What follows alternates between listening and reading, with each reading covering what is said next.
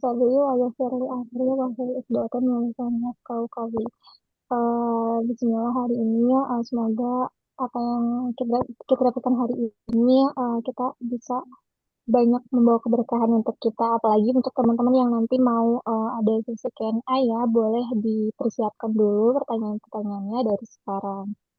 Nah, tapi sebelumnya nih aku mau seperti biasa ya untuk teman-teman yang mungkin mau memanfaatkan voucher-voucher diskonnya, terutama nih yang ikutan kelas premium ya, bisa dapetin voucher 20% dan untuk yang reguler bisa dapetin voucher 10%. Untuk vouchernya hanya pembelian melalui WhatsApp ya, tapi kalau pengen yang free ongkir bisa melalui e-commerce. Nah, untuk produk-produknya, kalau produk yang terakhir banget nih, ada produk buku self improvement. Jadi, teman-teman kalau pengen coba salah satu buku ya, terutama yang di bidang self improvement, apalagi nih bukunya tentang mengikhlaskan dan melepaskan. Jadi cocok banget untuk teman-teman yang mungkin sampai sekarang nih masih gamon, masih sulit move on, cocok banget bisa baca bukunya Kak Ayum Daigo.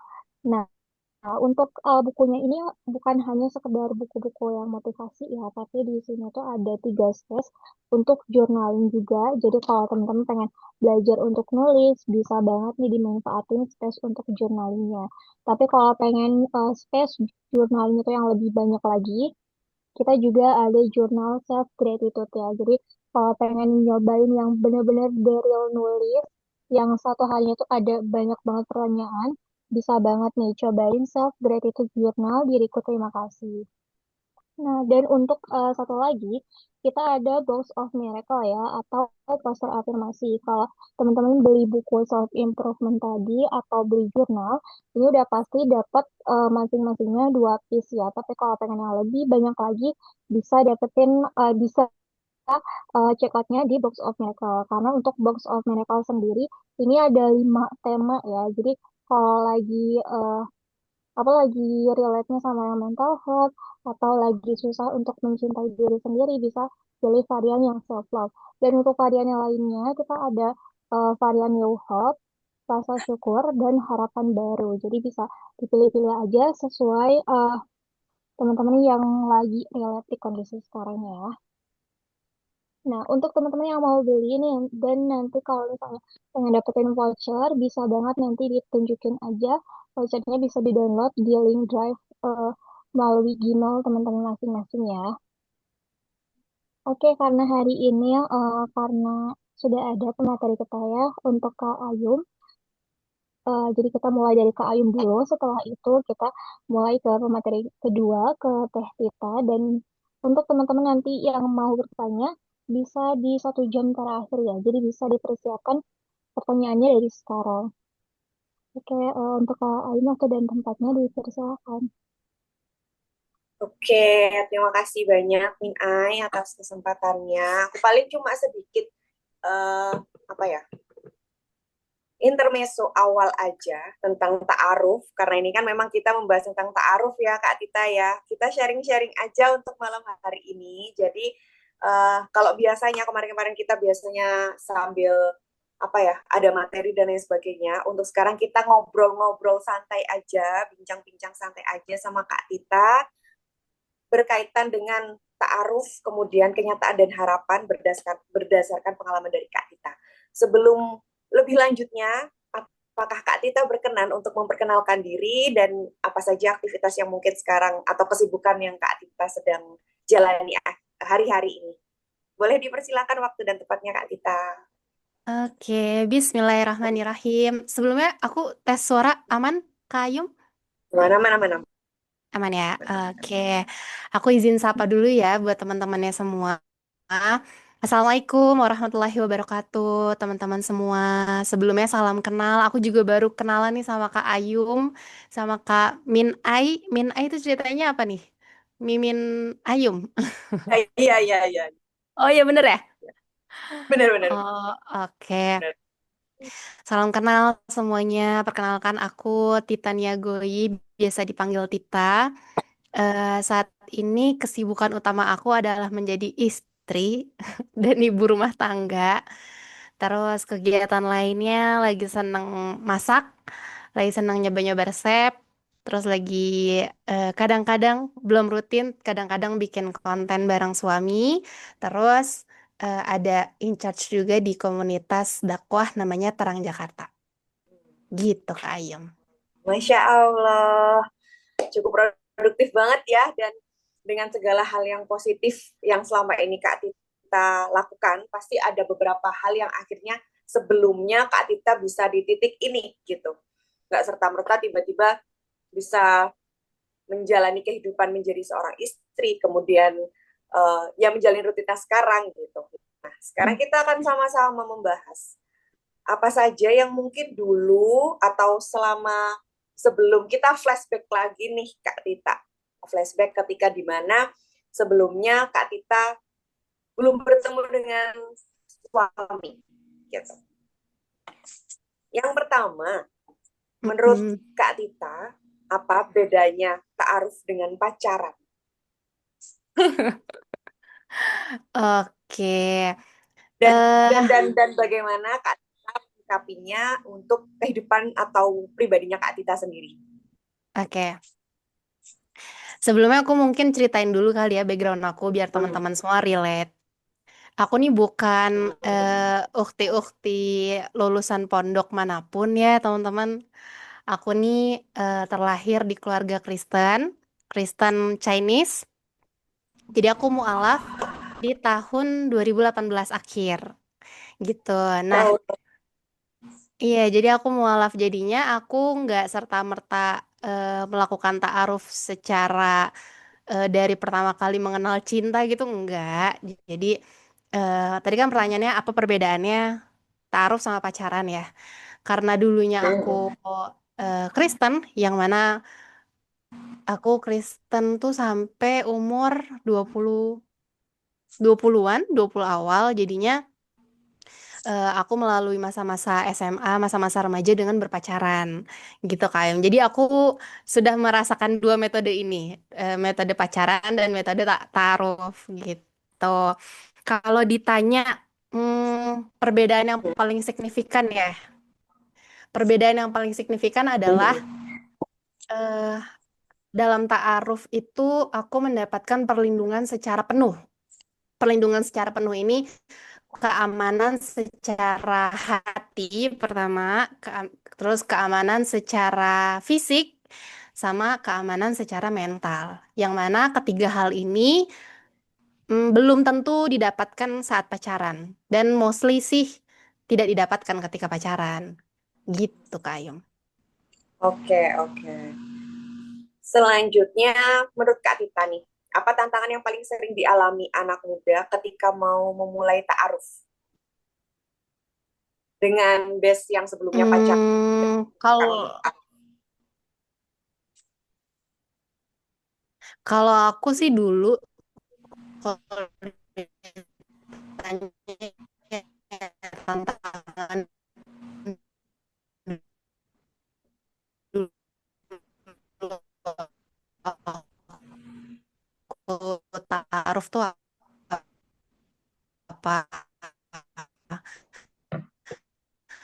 eh Dulu tantangannya, aku nge-freeze gak ya? iya, iya Kak, nge-freeze. Aku kira di tempatku, di yang teman-teman lainnya nge-freeze juga kah?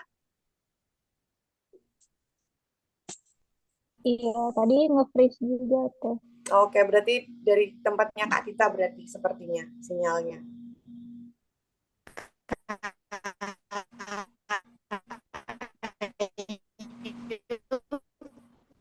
Kak Tita, mohon maaf masih putus-putus suaranya. Aku nge-freeze ya. Masih putus-putus.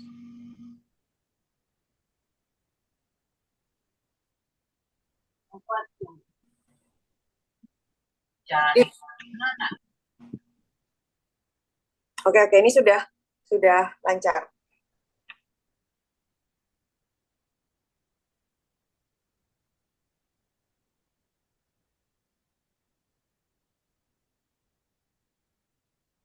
Tapi masih nge-lag lagi ya, teman-teman.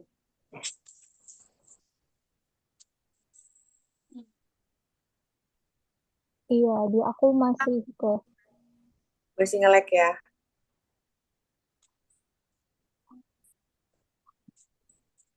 Oke, sambil nunggu Kak Tita juga untuk jaringannya, teman-teman barangkali ada yang mau ditanyakan tentang ta'aruf, dan mungkin barangkali teman-teman yang sebelumnya juga pernah ada track record pacaran juga, mungkin bisa apa ya istilahnya, keresahan apa yang mungkin, atau mungkin kekhawatiran, ketakutan apa yang sedang teman-teman hadapi sekarang ketika berhadapan dengan posisi ta'aruf dan menikah, ta'aruf dan nikah, ta'aruf dan pacaran.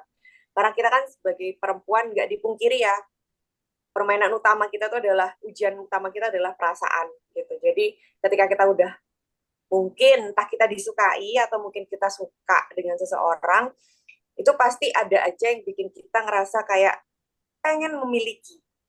Nah, konteks pengen memilikinya itu kayak gimana gitu, dan sebatas apa, sebesar apa gitu. Kita mempreparekan itu, mempersiapkan itu tuh bagaimana supaya bisa membatasi bahwa memang harusnya kita pacaran, bukan harusnya kita pacaran, maksudnya kayak harusnya kita gimana dengan perasaan itu gitu loh, untuk menindaklanjutinya seperti apa gitu. Kak Tita, apakah sudah aman sinyalnya?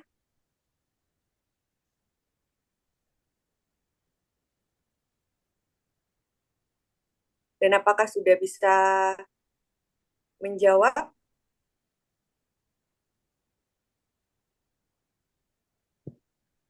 di teman-teman gimana? Masih putus-putus kah?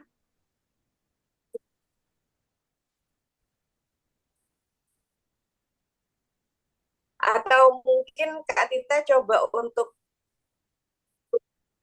live dulu sebentar, terus nanti gabung lagi barangkali.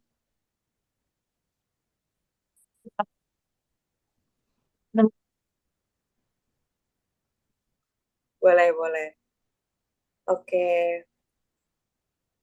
Oke, teman-teman, sambil nunggu Kak Tita, aku ngelanjutin lagi ya yang tadi ya. Jadi karena memang kalau misal kita lagi berhadapan dengan perasaan, entah kita lagi disukai, kenapa aku ambil tema ini gitu ya? Kok tema ini? Maksudnya pembahasan ini di bab kita yang ketiga.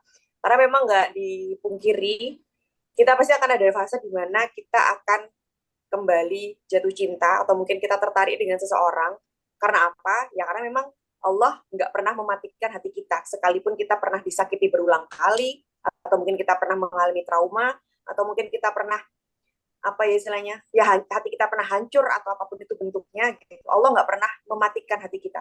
Itu nikmat kita juga, itu adalah rezeki yang Allah berikan juga. Jadi meskipun kita pernah dihadapkan dengan peristiwa yang menyedihkan atau mungkin sesuatu hal yang menyakitkan gitu, tapi Allah nggak pernah mematikan perasaan kita gitu, sehingga suatu saat nanti kita pasti akan dibuat untuk tiba-tiba tertarik, kagum, atau mungkin suka sama seseorang, atau bahkan mungkin kita menyadari bahwa ada seseorang yang tiba-tiba menyukai kita gitu. Dan kalau sudah di fase itu pasti udah ujian dan godaan sekali untuk kita gitu. Jadi semoga dengan pertemuan kita malam hari ini, dengan pembahasan ini, kita bisa jadi rem untuk diri kita sendiri ketika perasaan itu mulai ada, dan harusnya bagaimana untuk menyiasatinya gitu. Jadi kita sama-sama bahas bareng malam hari ini. Oke, gimana Kak Tita, sudah aman kah? Aman? Gimana? Masih nge-freeze? Ya, suaranya Suaranya udah masuk. keluar. Suaranya sudah keluar, tapi masih terputus-putus. Ya nggak, teman-teman? Atau di tempatku aja ya? Masih nge-freeze ya? Iya, Kalau di masih nge-freeze. gimana? Iya, di aku juga masih nge-freeze kok. Ya.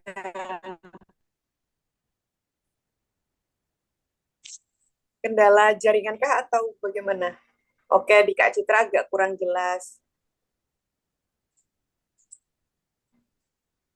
Apakah live lagi Kak Titanya?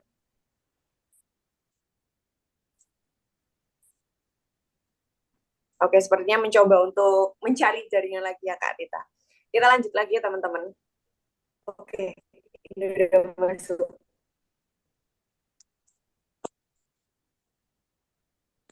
Hmm. Karena memang ujiannya kita tuh adalah gimana kita bertemu dengan Assalamualaikum. perasaan sedih dan perasaan bahagia. Waalaikumsalam. Nah, akhirnya sudah kembali dengan lancar Kak ini. Aku izin aku izin pakai handphone aja nggak apa-apa ya? Nggak apa-apa banget Kak. Tapi aku jadi nggak pakai background nih. Nggak apa-apa ya? It's okay, nggak apa-apa. Nggak Aduh, apa-apa, nggak udah apa-apa banget, nggak apa-apa banget maaf Kak. lahir batin ya Yang Kak penting Ayum dan lancar. teman-teman semuanya. Oke, oke. Kita Oke. ulang lagi ya pertanyaannya. Untuk Ya, iya ya, Kak boleh. Tita, apa tantangan yang paling sering dialami oleh para perempuan ketika dia mulai untuk ta'aruf, memutuskan untuk ta'aruf? Aku mulai dari pengalaman aku ya. Yes. Kalau dulu waktu aku memutuskan untuk taruh, tantangan aku ada dua.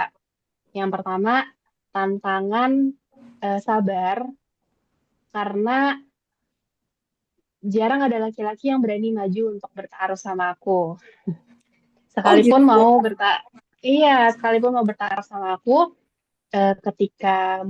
ketika dia tahu kondisi aku yang seorang mualaf dan baru satu-satunya muslim di keluarga besar, jadi kebanyakan mundur gitu. Itu tantangan aku saat taruh. Jadi kayak harus bersabar dan berdamai dengan laki-laki yang belum jodoh aku aja gitu. Terus kalau dari aku kan suka dapat cerita dari DM teman-teman online ya. Kebanyakan mereka tuh mengeluhkannya rasa takut sih Kak. Jadi kebanyakan takut eh, laki-lakinya ternyata bohong ketika ta'aruf, takut laki-lakinya nggak bisa menerima kekurangan dia, takut dia sesuai ekspektasi, atau takut ada trauma-trauma masa lalu dia atau dari keluarganya yang ngebuat dia khawatir itu akan terulang lagi di rumah tangga dia yang saat ini gitu. Jadi kebanyakan takut sih kalau teman-teman DM dari Instagram gitu. Oke. Nah, kalau dari case-nya Kak Tita, berdasarkan pengalaman Kak Tita, untuk mensiasati kesabaran itu tadi ya, itu gimana? Sampai di titik kan katanya kan belum ada cowok yang kayak berani buat dengan kondisi backgroundnya Kak Tita seperti itu, akhirnya kan Kak Tita harus sabar nih. Nah, sama halnya seperti in case misal ada seseorang atau perempuan-perempuan dengan masa lalu tertentu, kemudian juga harus bersabar lagi kan akhirnya gitu. Nah, untuk Kak Tita tadi, cara mensiasati kesabaran itu untuk di titik akhirnya kayak ya sudah aku mau bersabar dan akhirnya bisa bertemu dengan suami ini gimana? Kalau dulu sih kondisinya karena aku sadar aku nggak punya pilihan lain selain bersabar ya. Terus aku memegang teguh ada satu kalimat yang aku genggam erat dari awal aku mualaf. Eh, Kalimatnya gini, jangan terlalu khawatir karena hidup kita tuh diatur sama skenario hidup kita tuh diatur sama penulis skenario terbaik yang nggak mungkin menuliskan satu detik skenario buruk sekalipun dalam hidup kita. Jadinya ketika ada hal-hal yang lagi terjadi dalam keseharian aku dan itu tidak sesuai dengan keinginan aku atau eh, kenyataan-kenyataan pahit yang nggak aku senengin, tapi aku selalu percaya bahwa eh, hidup aku tuh diatur sama Allah sepenuhnya. Yang mana Allah tuh nggak mungkin ngejahatin aku sedikit pun. Jadi aku berpikirnya kalau memang ada kalau memang saat ini laki-laki yang datang itu belum menjadi jodohku dan tidak berkenan mengemban amanah aku sebagai mu'alaf, ya nggak apa-apa. Berarti memang laki-laki itu bukan untuk aku. Gitu. Jadi aku ngegenggam erat, Allah tuh nggak mungkin zolim sama aku. Terus itu mindset utama yang aku genggam. Terus kesehariannya aku tuh nyibukin diri. Aku ikut volunteer, aku ikut itu salah satunya komunitas Terang Jakarta, aku kesana ke sini. Pokoknya aku menyibukkan diriku lah, menyibukkan diriku dengan hal-hal yang positif, ketemu orang-orang yang keren gitu. Itu ngobatin aku sama pahitnya penantian. Udah gitu, salah satu hal yang ngebooster aku juga adalah ketika aku ketemu sama teman-teman mualaf yang lain, yang mana mereka udah ketemu sama jodohnya. Jadi kayak aku ngeliat skenario indah yang udah Allah kasih ke teman-teman mualaf lainnya itu tuh jadi ngeboost aku sendiri bahwa insya Allah nanti hadiah itu juga akan Allah kasih ke aku gitu. Tapi memang tugas aku sabar dan aku nggak punya pilihan lain selain sabar. Masya Gitu Kak Ayu. Allah. Keren, keren, keren. Emang iya sih. Kadang kita memang perlu diingatkan bahwa ya, memang nggak ada pilihan untuk saat ini ya, mungkin untuk saat benar, dan kita lupakan hal ini mungkin berupa apa ya, merupakan salah satu jalan ikhtiar kita juga sebenarnya, nggak cuma sekedar oh aku disuruh sabar, atau mungkin mas aku harus sabar lagi, mas aku harus sabar terus. Konteks sabarnya tuh nggak semuanya tuh tentang itu, tapi juga tentang ternyata memang ya udah, sabar itu adalah jalan terakhir yang memang Allah kasih buat kita, dan ya udah kita memang disuruh sabar dulu gitu. Masya Allah, keren keren. Oke, ini bisa jadi apa ya? Aku underline juga sih ini untuk aku dan teman-teman sekalian juga, supaya kedepannya bahwa memang ya kita perlu mereminder diri kita sendiri bahwa sabar itu nggak hanya tentang sesuatu hal yang apa ya istilahnya, yang hanya ya udah kita harus sabar aja, nggak, tapi memang in case ya kita dituntut untuk sabar sama Allah secara nggak langsung, dan itu cara Allah melatih kita juga. Pertanyaan selanjutnya, kalau seseorang seperti yang Kak Tita sampaikan tadi ya, ada DM-DM yang masuk tentang masa lalu seseorang gitu ya, apakah bisa mulai ta'aruf dulu, atau menurut Kak Tita harus sembuh dulu dari lukanya? Tentang orang yang punya luka masa lalu gitu berarti ya. Atau mungkin Oh. barangkali pernah disakitin sama seseorang, terus dia jadi akhirnya masih takut untuk menjalani ta'aruf lagi, atau mungkin dulu sebelumnya pernah gagal ta'aruf, atau mungkin pernah gagal Mm-mm. ditinggal nikah, atau pernah dibohongin sama calonnya apapun itu bentuknya gitu. Nah, apakah dia baiknya bisa mulai ta'aruf lagi gitu, membuka diri, atau baiknya malah ya udah nunggu sembuh, benar-benar sembuh dulu gitu? Hmm. Kalau aku, dan ini lagi-lagi terjadi sama aku ya Kayung. Hmm. Jadi sebelum kajian hadir, Hmm. itu sebelumnya setahun atau 2 tahun sebelum, 2 tahun sebelum, atau 2,5 tahun sebelum kajian hadir, Hmm. aku pernah ngalamin gagal nikah. Hmm. Gagal nikah dan penyebab gagalnya tuh cukup memilukan dan dari situ kan jadi ada luka ya, dan yang terluka dan yang ngebuat aku luka itu, sosok itu tuh bukan cuma melukai aku, tapi sosok itu tuh melukai kedua orang tua aku gitu, karena udah pertemuan keluarga, udah tralala gitu. Nah dari situ tuh aku belajar, eh, menurut aku kita tuh nggak harus, ini menurut aku ya, ini menurut yang aku alami juga, kita tuh nggak harus benar-benar pulih baru akhirnya memutuskan untuk ta'aruf, karena lagi-lagi kita tuh nggak pernah tahu timeline Allah kayak gimana. Kalau yang perlu aku garis bawahin adalah, yang penting kita tuh kenal diri kita, kita tahu luka apa sih yang ada di dalam diri kita, dan apa sih yang melukai kita, terus gimana cara kita nge-treatment luka itu sembari menunggu waktu memulihkan luka-luka itu. Yes. Yang penting kita tahu hal itu gitu. Jadi nggak misalnya eh, aku gagal nikah, tapi kan itu mungkin lukanya baru ya. Ada juga Hmm. teman-teman yang DM aku, dia punya lukanya tuh terhadap ayahnya. Ayahnya Oke. yang ngelukain ibunya. Itu kan lebih dalam ya lukanya, karena dari kecil lebih menganga, lebih sulit untuk dipulihkan gitu. Dan mungkin akan butuh waktu yang panjang. Jadi menurut aku nggak apa-apa, nggak perlu khawatir kita harus benar-benar nungguin diri kita pulih total baru akhirnya buka diri buat taruh. Yang penting kita tahu bahwa, oh oke, aku punya luka ini, penyebabnya ini, cara treatmentnya pelan-pelan seperti ini, aku butuh waktu untuk berdamai dengan hal itu. Terus sembari itu, kita juga sembari terus-terusan memperbaiki diri. Siapa tahu dalam proses penyembuhan kita, Allah hadirkan sosok yang udah kita nanti-nanti, dan ternyata Hmm. sosok itu yang jadi booster dalam penyembuhan kita Yes. kan, bukan lebih bukankah akan lebih indah dan lebih mudah buat kita. Jadi Benar-benar. saran aku buat teman-teman yang punya luka, jangan nutup diri gitu. Justru emang harus dihadapin lukanya, harus dihadapin, harus diobatin sedikit demi sedikit gitu. Dan jangan lupa minta sama Allah. minta obat dari luka itu dengan cara apapun gitu sih Kak Ayom.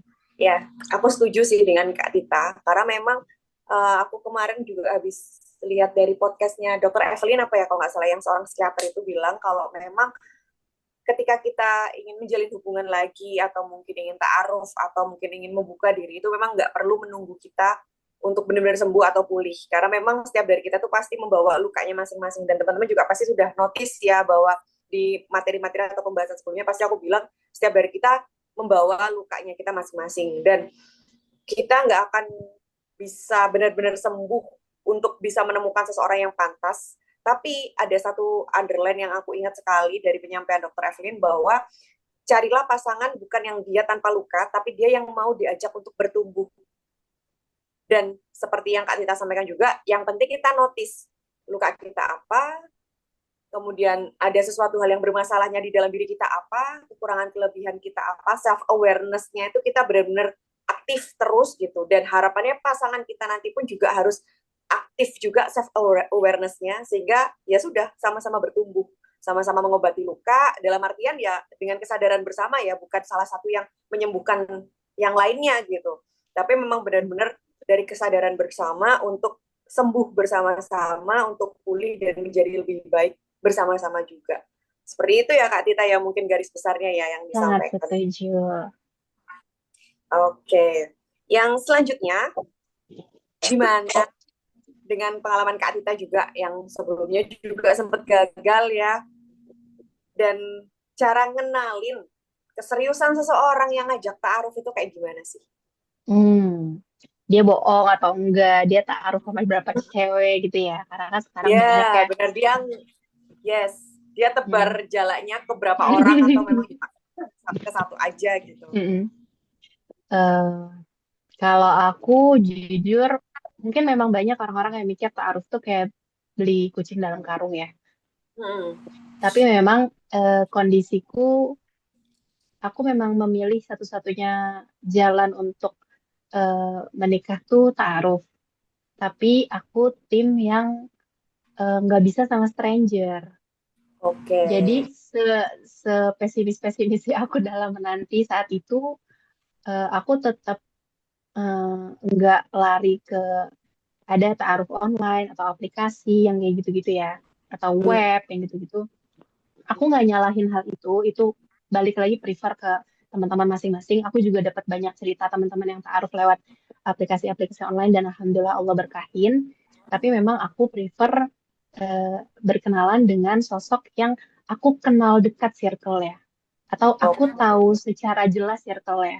Jadi setidaknya aku bisa punya rasa nyaman atau aman karena tahu Hmm. penanggung jawabnya itu siapa-siapa aja gitu. Ketimbang kalau Hmm. stranger, mungkin kan kita bisa nyari tahu dan lain sebagainya, cuman kan circle-nya tuh agak sulit digapai gitu. Kayak misalnya dia bule gitu ya, Hmm. atau kita di sini. Tapi itu lagi-lagi balik ke preferensi teman-teman masing-masing. Jadinya aku untuk taruh tuh aku prefer cari orang-orang yang dari circle sekitar aku atau circle yang bersentuhan dengan circle aku atau kayak dia temennya ini temennya ini jadi kayak masih ada line-nya gitu, bukan yang kayak tiba-tiba ketemu Hmm. di FTV terus nikah gitu, enggak. Tapi lagi-lagi ini balik ke preferensi masing-masing. Terus apa yang ngebuat aku tuh bisa ngerasa safe ketika melakukan taaruf adalah pertama, kita lagi-lagi aku tuh ngerasanya ta'aruf tuh bukan goals. Ta'aruf tuh bukan bukan hal yang kayak misalnya kan banyak yang masih galau ya antara pacaran sama ta'aruf. Ta'aruf tuh sesederhana kayak misalnya kita lebih milih kerja buat jemput rezeki yang halal ketimbang kita nyuri atau korupsi gitu. Padahal hartanya mungkin sama-sama aja tapi keberkahannya beda. Nah, ta'aruf juga gitu. Jadi aku ngerasanya Hmm. eh, aku memilih jalur yang aman buat aku dan Allah semoga Allah ridho. Terus aku nyari eh, jalur-jalur yang emang Allah suruhnya tuh jalurnya ini, jangan belok ke kanan, jangan belok ke kiri, jangan cari jalan pintas gitu. Jadi Allah suruhnya kenalannya lewat ta'aruf ya, aku memilih ta'aruf. Dengan dengan embel-embel apa dengan harapan ngerasanya kayak kan ini Allah yang nyuruh ya, kan Hmm. ini eh, cara metode yang Allah ajarin gitu. Semoga dengan aku ngelakuin ini ngebuat aku tuh terlindung daripada hal-hal yang nggak baik gitu. Hmm. Karena menurut aku dengan kita melakukan ta'aruf atau kita memilih seseorang lewat ta'aruf itu tuh salah satu filter terdepan. Karena kita nggak, maksudnya kita jarang kan nemuin cowok yang suka nongkrong di klub atau di bar, tapi dia mau kenal sama cewek ta'aruf gitu. Hmm. Atau cowok-cowok yang kayak gimana gitu untuk ta'aruf kan mereka pasti tabu ya sama ta'aruf.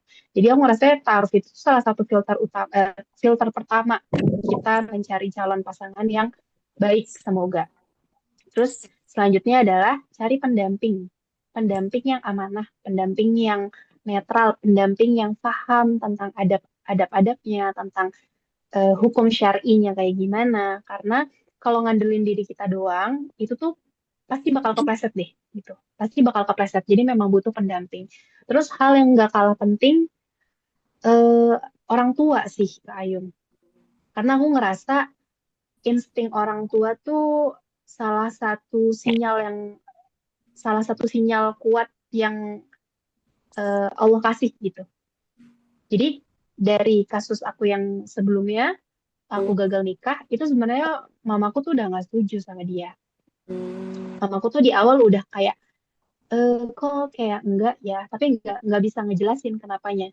Hmm. Cuman kayak perasaannya nggak enak aja. Tapi karena mamaku ngelihat aku yang sebegitu yakinnya, akhirnya namanya orang tua ya, akhirnya ya Hmm. udah yang penting kamu bahagia. Tapi ternyata zong gitu. Jadi aku ngerasanya Hmm.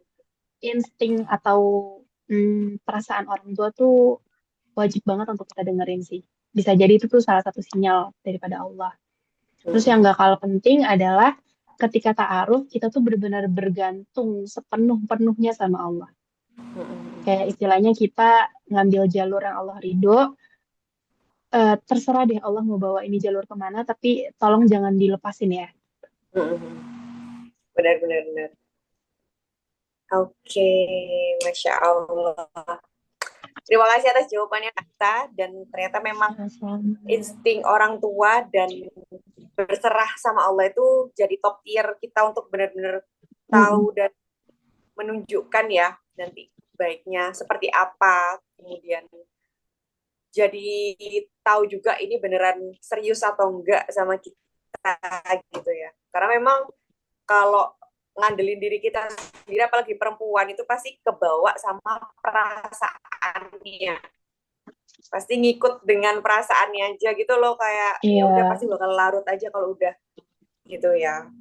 Oke, dalam ta'aruf Kak, apa saja yang paling penting dan mungkin ini jadi hal yang berminimumnya Kak Tita untuk calon pasangan, dan mungkin bisa direkomendasikan rekomendasi nggak tuh, maksudnya bisa bisa menjadi saran juga untuk teman-teman di sini, kira-kira berminimum apa yang memang harus dijadikan standar untuk mencari seseorang ketika bertaruh. eh, biar minimum cari seseorang ketika ta'aruf. Justru sebelum kita menentukan bare minimum itu sendiri, kita Hmm? harus benar-benar selesai sama diri kita. Yes. Kita harus selesai sama diri kita tahu visi misi hidup kita apa, kita Hmm? tahu kita butuh partner yang, kita tahu rumah tangga seperti apa yang ingin kita jalani, yang bisa nge-support visi misi kita, dan Hmm? dari situ kita jadi tahu juga, oh berarti apa detail ciri-ciri suami seperti apa yang bisa nge-support kita ngelakuin itu semua. Ketika kita tahu itu semua, kita jadi punya bare minimum. Oke. Jadi justru sebelum kita menentukan bare minimum ke orang lain, kita harus punya strict point terhadap diri kita sendiri gitu. Yes. Karena aku sering dapat DM teman-teman yang bingung kayak, Kak, apa aku pengen nikah, aku lagi taruh sama cowok ini, tapi cowok ini gini, gimana ya? Hmm. Atau ada yang dia bingung ketika dihadapkan oleh dua laki-laki yang ngajak dia ta'aruf gitu. Hmm. Nah, aku ngerasanya kebingungan-kebingungan ini tuh karena kita belum benar-benar clear kita tuh butuhnya yang kayak gimana. Benar, benar, kapal benar. seperti apa yang kita mau naikin gitu. Jadi aku ngerasanya bare minimumnya itu harus balik lagi ke diri kita sendiri. Ketika kita kenal sama diri kita, ntar kita punya visi misi yang kuat. Ketika Yes. kita punya visi misi yang kuat, kita jadi punya eh, standar pakem. Mhm. Oke, aku tahu aku butuh laki-laki yang seperti ini. Oh, berarti eh, aku masukin ini ke sosok yang aku cari tuh kayak gini gitu. Jadi kayak misalnya kita punya harapan A sampai Z gitu ya. Mhm. Apa kayak sosok impian kita. Tapi minimal kita punya pakem yang oh minimal dari A sampai G nih dia harus ada nih A sampai G ini Mhm. gitu. Jadi aku juga sering dengar teman-teman yang dia itu udah punya spesifikasi khusus eh, apa kriteria suami yang dia butuhkan, tapi tiba-tiba dia galau karena ada orang-orang yang bilang ke dia, kamu terlalu tinggi, terlalu repot, terlalu sempurna nyarinya gitu. Jadinya Mhm. nggak usah muluk-muluk kalau cari suami, yang penting soleh. Justru aku ngerasanya ya justru karena kamu tahu value diri kamu, makanya kamu punya spesifikasi khusus itu.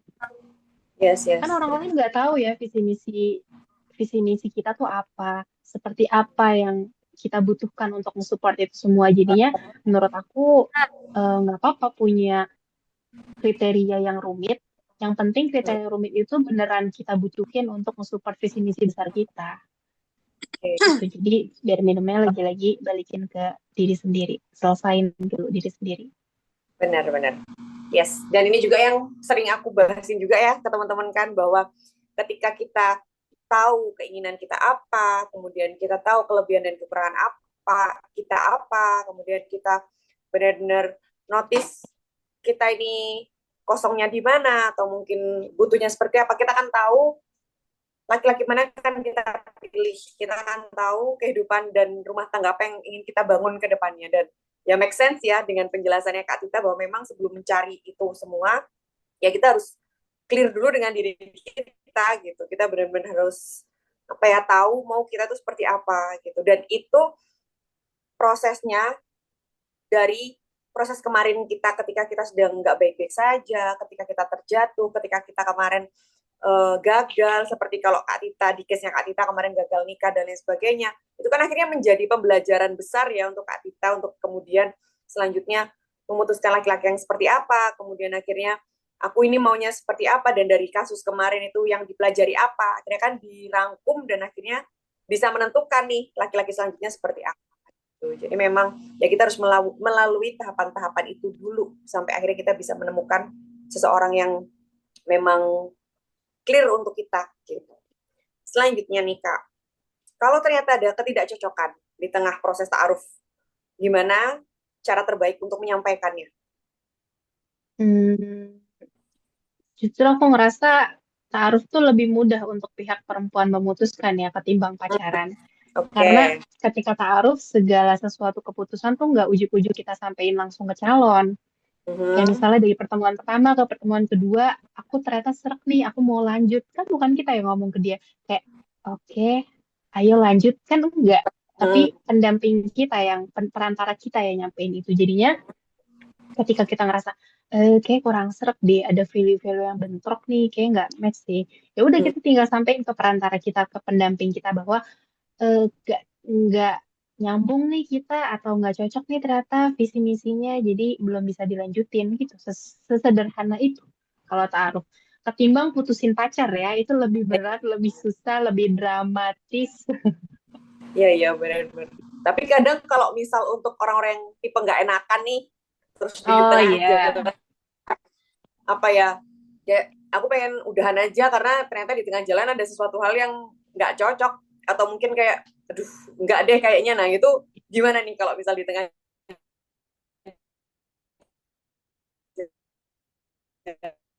jalan untuk sampai akhirnya udah cukup sampai di sini dulu aja gitu, atau mungkin bisa disampaikan untuk penolakannya gitu.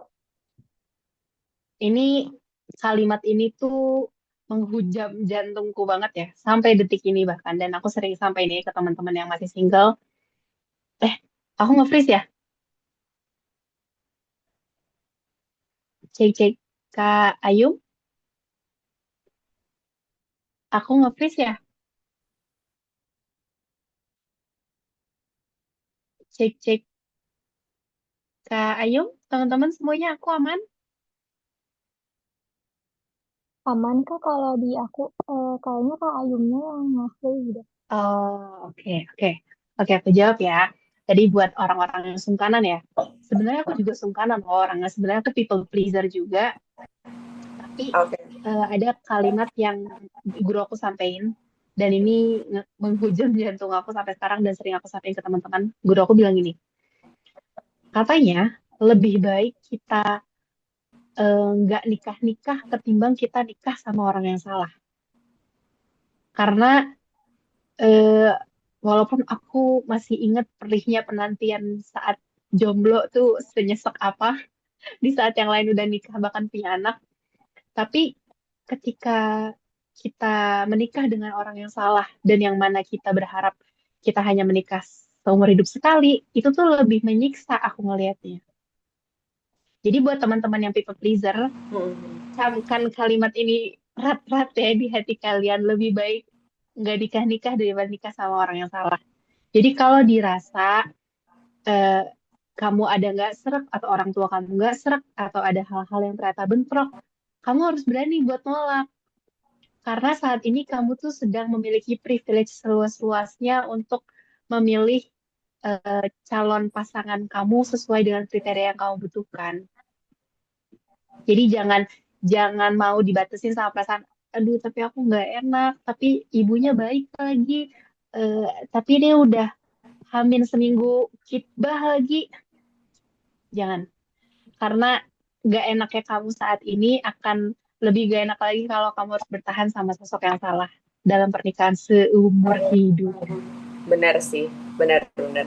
Jadi memang mending nggak enaknya di apa ya, diminimalisir dulu, tapi memang bisa menyelamatkan ke depannya gitu ya, daripada kita fokus dengan perasaan tidak enak kita dan insting kita mungkin yang sudah mengatakan bahwa ini jangan dulu deh gitu, ini kayaknya enggak deh, enggak seitu. Karena memang kita sebagai manusia itu berdasarkan apa yang aku pelajari dan sepemahamanku, kita itu manusia punya intuisi yang mana kita itu akan notice bahwa seseorang itu memang akan apa ya, baik dan cocok untuk kita atau enggak gitu loh. Bukan berarti enggak cocok atau gimana, tapi di momentum itu ketika kita sedang bersama seseorang, kita akan rasa klop sama atau enggak sama orang itu tuh akan ada gitu intuisinya. Dan berjalannya Hmm. waktu, kalau misal dua-duanya saling bertumbuh, saling apa ya, berproses bersama, maka ya itu insya Allah akan langgeng gitu. Tapi kalau di tengah jalan ternyata yang bertumbuh hanya salah satu, maka pasti akan salah satunya akan tenggelam dan ya pasti akan selesai gitu. Maka dari itu Mm-mm. kenapa cari pasangan itu memang kita harus yang mau diajak bertumbuh, karena itu tadi harus dua-duanya yang bertumbuh, nggak bisa salah satu gitu. Oke, pertanyaan selanjutnya Kak Rita. Menurut Kakak, ta'aruf itu lebih banyak ujiannya di awal atau setelah menikah? Oh, sulit ya. Gini, ini yang aku alamin ya. Hmm. Aku ngerasanya ujian ketika kita ta'aruf tuh kayak rasanya kayak ujian kita lagi UN SMP, kelulusan SMP. Oke. Tapi ketika kita udah berumah tangga, kita tuh ngerasain ujiannya kayak UN SMA. Ya, Jadi naik level gitu. Kenapa yes, naik benar. level? Kenapa lebih berat? Karena memang kita naik level. Yang mana kita Hmm. tadinya sendiri, sekarang kita udah ada imamnya, udah ada kepalanya, udah ada yang jadi payung buat kita gitu. Yang mana pasti ujiannya juga pasti lebih berat kan. Yang kayak Yes. kalau ada pepatah bilang tuh semakin tinggi akan semakin kencang anginnya, itu bener banget guys. Hmm. Jadi memang kalau dibilang pernikahan tuh indah-indah, unyu-unyu, iya, tapi ujiannya juga lebih berat daripada ketika kita masih sendiri. Gitu. Jadi Yes, eh, ya naik level juga ujiannya. Gitu. benar sekali. Oke, berarti kita sudah bisa mengambil kesimpulan ya bahwa memang ya setiap tahapan proses kehidupan itu pasti ujiannya pun ikut bertambah juga. Jadi nggak ada yang Wah, gimana gitu. Gimana cara menjaga hati biar nggak baper duluan ketika proses ta'aruf? Ini bakal jadi hmm, PR banget sih. aku sangat amat relate sama hal ini karena kondisinya aku perempuan yang sudah menanti cukup lama dan sudah ingin dan sudah butuh dinikahi. Mhm. Tiba-tiba ketemu laki-laki yang menurut aku kriteria aku cukup rumit dan cukup sulit. Ternyata beneran ada visualnya in real life. Itu tuh ngebuat hati aku jedak-jeduk dan cukup sulit menahan diri untuk segera dinikahi gitu. Ya, ya, ya, ya, ya, ya. Pasti, Rasanya ya. pasti, pasti, pasti, pasti. Tapi lagi-lagi cara aku ngerasanya hal yang paling menjaga diri aku saat aku taaruf tuh perantara sih Kak. Oke. Jadi ketika kajian bilang cenderung sama aku, tapi kondisinya dia belum siap untuk mulai taaruf karena memang belum ada keinginan buat nikah, jadinya dia minta waktu 3 bulan, 3 sampai 4 bulan buat nyelesain PR-PR diri dia dulu, baru setelah itu mulai taarufnya. Tapi kan dalam Islam nggak ada booking-membooking ya. Ya, ya, Jadi ya, selama benar. 3 sampai 4 bulan itu kita ya tidak terikat apapun. Kalau memang ada laki-laki yang datang untuk taruh sama aku, it's fine gitu. Tapi kan itu kayak kondisinya ada dua insan di dunia yang sudah sama-sama mengetahui bahwa mereka saling cenderung, tapi Mhm. belum bisa untuk berkenalan secara intens menuju pernikahan. Itu kan berat banget ya. Akhirnya Ya, benar. sama pendamping aku kita tuh benar-benar dijagain karena kita sebenarnya ada di dalam satu komunitas yang sama kan si Terang Jakarta itu. Jadinya kita selalu dijagain ketika Terang Jakarta ngadain event. Kalau dia ada, aku nggak boleh ada. Kalau aku ada, dia nggak Oh, boleh ada. oke, wah. Terus Support system. support systemnya sama secara sadar aku menghindari hal-hal yang bisa nge-trigger diri aku semakin butterfly era. Oke, nah ini yang bakal Jadi susah sih. ini ini berat banget Tantangan. guys. Aku tahu kok tangan tuh rasanya gatel banget buka storynya dia kan. Jadinya Benar. ya aku nge-hide dia. Aku nggak ngeblok dia, tapi aku nge-hide dia. Aku nggak buka story dia sama sekali. Aku nggak buka profile dia sama sekali. Yang mana sebenarnya setiap sejam sekali gatel pengen buka. Tapi secara sadar juga kita nggak boleh menyiksa diri kita sendiri terus-terusan gitu. Jadinya ya emang harus sadar bahwa kalau kita semakin membiarkan diri kita hanyut, yang mana itu belum tentu jodoh kita, itu tuh cuma akan menimbulkan kekecewaan yang semakin besar aja. Emang iya sih. Walaupun gatel Emang banget, iya. aku inget kok rasanya. Kayak kalau event tuh, ya dia nggak dateng gitu. Ada tuh yang kayak Benar, gitu-gitunya. Tapi benar, benar, tapi pasti. emang tapi emang ya di situ ujiannya gitu. Di situ Hmm. ujiannya. Justru hal-hal itu yang nanti ketika kita udah nikah, terus kita ngobrol, itu tuh malah jadi hal-hal yang seru banget buat diobrolin gitu. Kayak, iya waktu itu padahal aku udah ada di depan venue, tapi aku tahu di dalam ada kamu, jadi aku nggak berani masuk buat ngejaga. Terus akhirnya aku pulang dengan berat hati, tralala. Jadi malah seru gitu ngobrolnya ketika udah nikah, karena ternyata banyak hal-hal yang kita nggak tahu di balik itu terjadi untuk saling menjaga hati gitu. Itu malah kayak lebih romantis ketika udah nikah. Masya Allah, Masya Allah. Iya sih, benar-benar. Meanwhile, sekarang-sekarang ini malah ketika kalau lagi butterfly era itu malah dikejar kupu-kupunya. Yang Hmm. malah kayak pengen dapet spark-sparknya itu gitu. Padahal ya tahu sendiri kalau udah dapet sparknya, pasti suatu saat nanti akan kecewa juga kalau belum halal, ya ampun. Mm-mm. Iya lagi. Justru aku ngerasanya ya, ketika kita berjuang nahan spark itu ketika sebelum nikah, tapi ketika kita udah nikah, udah halal, ugal-ugalan, butterfly eranya tuh lebih, lebih, lebih gitu loh. Karena Ya, kita jadi punya banyak cerita-cerita seru yang ternyata gemes banget ketika diobrolin gitu. ya, ya, ya, benar, benar, benar. Iya, iya. yang memang harusnya kita menjaga ya dari spark-spark itu gitu. Karena memang penjagaan itu ya supaya kita apa ya terhindar dari kekecewaan juga pada akhirnya. Mm-mm.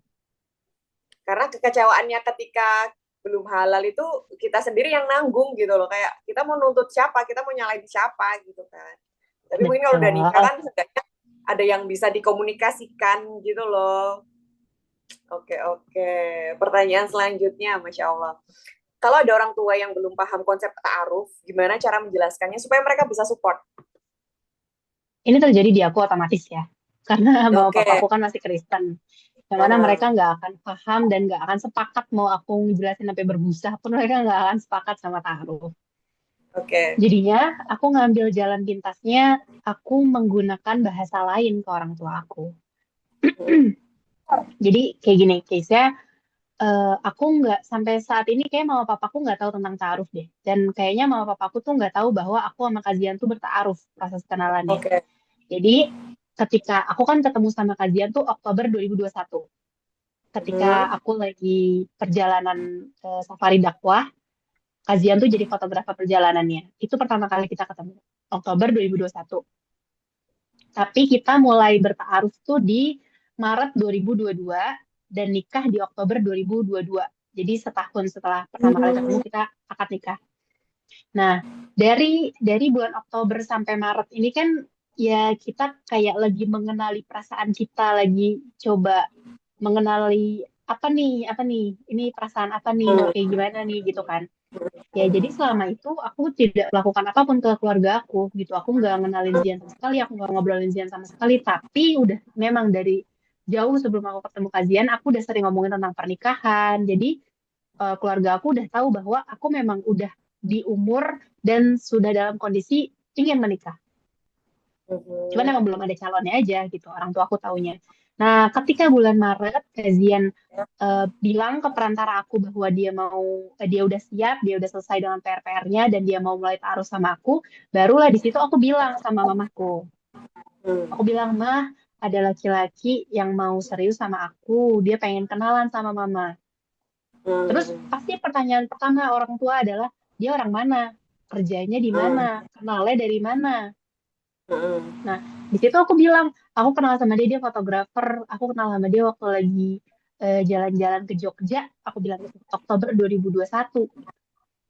Nah, ini sekarang nih dia mau kenalan sama mama. Gitu. Jadi kan di konotasi orang tua aku tuh mungkin sejak saat itu aku cinlok, terus pacaran, terus udah Ya, semakin serius, Maret ini mau ketemu orang tua gitu kan. ya. Padahal in real life-nya aku belum sebegitu kenal sama dia, tapi ujuk-ujuk mau kenal sama mamaku karena memang taruh kan kayak gitu ya. Jadinya ya udah akhirnya berjalan mulus-mulus aja sih alhamdulillah. Jadi orang tuaku tuh taunya aku udah kenal sama dia setahun sebelum aku nikah. Oke.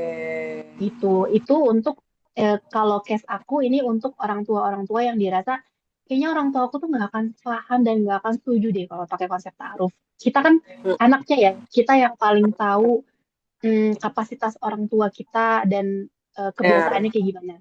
Jadi kita Benar. timbang-timbang aja nih, kira-kira kalau gue jelasin, mak bapak gue bakal paham gak nih tentang ta'aruf, bakal disetujuin gak nih gue ta'aruf gitu, atau malah dipersulit.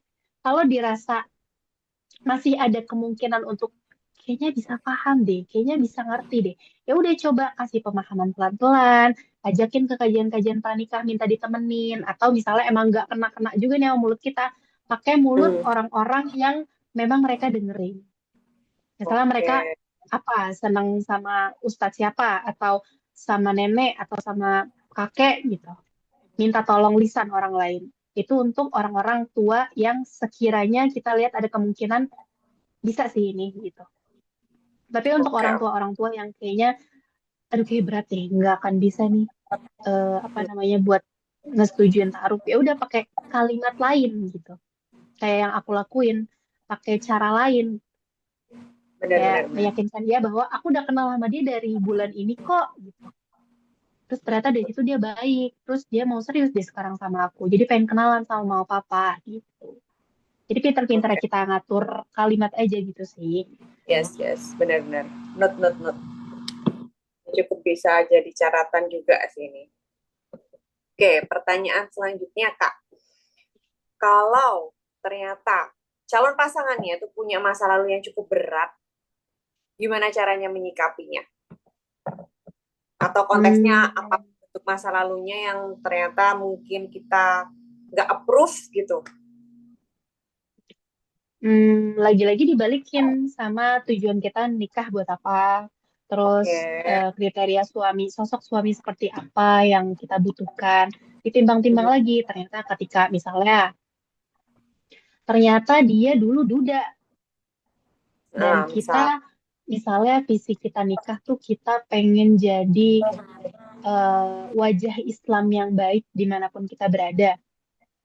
Nah, kita timbang-timbang lagi kira-kira status duda itu tuh akan menjadi hambatan nggak untuk visi kita. Kalau misalnya dirasa itu akan menghambat, ya berarti udah cukupin gitu. Jangan dilanjutin lagi, cari orang lain lagi yang bisa nge-support visi kamu. Tapi kalau dirasa nggak apa-apa sih dia duda, tapi dudanya karena istrinya meninggal gitu. Karena istrinya sakit dan dia ngerawat istrinya sampai detik akhir. Jadi justru itu tuh jadi poin plus buat dia. Ya let go gitu. Benar. Jadi kita Jadi tentukan standar ya. lagi-lagi kita harus tahu pakem kita. Yes, benar. Supaya kita nggak banyak bingungnya. Gitu. Yes. Tapi kalau dirasa emang udah nggak match, ya udah ganti aja. Tapi benar. Anyway nih Kak Tita dulu, apakah ada doa spesifik untuk mencari jodohnya berdasarkan pakem tadi ya? Aku tiba-tiba kayak refleks kepikiran, apakah Kak Tita ada pakem doa atau mungkin standar yang memang sangat diinginkan ketika berdoa gitu sampai akhirnya sampai di titik ini gitu. Dari awal aku mualaf, aku tuh dapat penolakan yang sangat amat besar dari keluarga inti dan keluarga besar ya. Dan kondisinya sahabat-sahabat aku, teman-teman main aku, teman kantor aku di saat itu tuh bukan orang yang kajian, bukan orang yang nyaman ngobrolin agama. Jadi kalau nongkrong ngomongin agama tuh kayaknya aneh deh gitu. Jadinya aku nggak punya, sebelum aku ketemu Terang Jakarta ya, jadinya aku nggak punya siapapun untuk bisa aku curahin struggling aku menggenggam iman Islam yang baru aku kenal ini gitu. Jadinya satu-satunya pelarian aku adalah curhat sama Allah, ngobrol. Jadi entah itu di kamar, entah itu di musola, entah itu di masjid. Aku paling sekarang saya di masjid ya. Pas Isya gitu, Isya udah selepas Isya kan sepi tuh, kosong belobong. Udah di situ aku cerita, aku ngoceh-ngoceh. Atau kalau misalnya lagi gak bisa di masjid, aku nulis. Jadi kayak dear diary, tapi ini dear Allah gitu. Jadi aku sering cerita apapun. Mau itu yang seneng, mau itu yang susah, mau itu hayalan-hayalan dan impian aku, itu aku semuanya aku ceritain sama Allah. Nah, jadi aku ngerasanya itu udah bukan, maksudnya doa itu kan cara kita berkomunikasi sama Allah ya. Yes. Tapi kan kadang-kadang kita tuh menjadikan doa tuh sesuatu yang sangat amat formal dan sekelibet doang gitu. Nah, aku tuh ngejadiin cerita sama Allah tuh sesuatu yang aku butuhkan setiap waktu. Jadinya ya udah ketika aku butuh apa atau kepikiran apa atau aku ada halu-halu apa, aku langsung cerita aja sama Allah. Kayak ngomong sama diri sendiri, tapi ini kayak diajuinnya tuh ke Allah gitu, ke langit gitu. Nggak, nggak melulu lagi sholat, nggak melulu lagi dalam kondisi di atas sajadah gitu. Enggak. Di motor, di perjalanan, aku sering ngelakuin itu. Jadi kalau ditanya doa spesifik sih, enggak ya. Tapi aku secara sadar menyadari bahwa banyak hal-hal halu yang aku ceritain sama Allah. Dan ternyata Allah kabulkan. Banget. Masya Allah. Keren. Memang itu sih Allah memang cara kerjanya tuh suka unpredictable gitu loh. Kadang apa yang nggak kita sangka tuh malah Allah kabulkan, tapi apa yang kayaknya begitu kita ngebetin banget itu malah jarang Allah kasih gitu. Karena Allah lebih tahu ya yang terbaik buat kita gitu kan. Betul. Makanya dibilang kan kalau bisa bahkan sampai ketika kita butuh garam atau kita kehilangan sendal sekalipun, tanyanya sama Allah gitu. Karena Benar. ketika kita berusaha untuk terus-terusan connect sama Allah, terus Allah kabulin padahal sesuatu itu mungkin remeh atau halunya kita, itu tuh jadi hal yang sangat amat Hmm. spesial. Karena lagi-lagi kayak kita ngerasanya, kok dikabulin? Kayak Hmm. Allah tuh spesifik 24/7 ngedengerin kita doang gitu. Benar. Rasanya gitu. Benar. Masya Allah. Oke, pertanyaan selanjutnya. Banyak anak muda atau mungkin ya banyak cewek ya yang takut ta'aruf karena khawatir nggak kenal cukup lama. Karena kan biasanya kalau pacaran atau HTS lah ya, kalau nggak mau pacaran sekarang ada istilah HTS atau teman nomor 2, nomor 3 gitu ya. Ada istilah kayak gitu.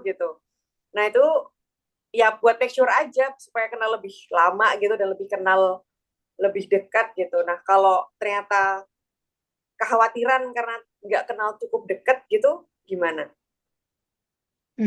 Aku ngerasanya justru ketika ta'aruf kita tuh tahu kayak kebayangnya gini, calon suami kita ini sebuah buku, sebuah novel. Nah, ketika kita ta'aruf, kita nanyain hal-hal yang penting, hal-hal yang sensitif, hal-hal yang fundamental. Jadi seolah-olah kita tuh tahu eh, apa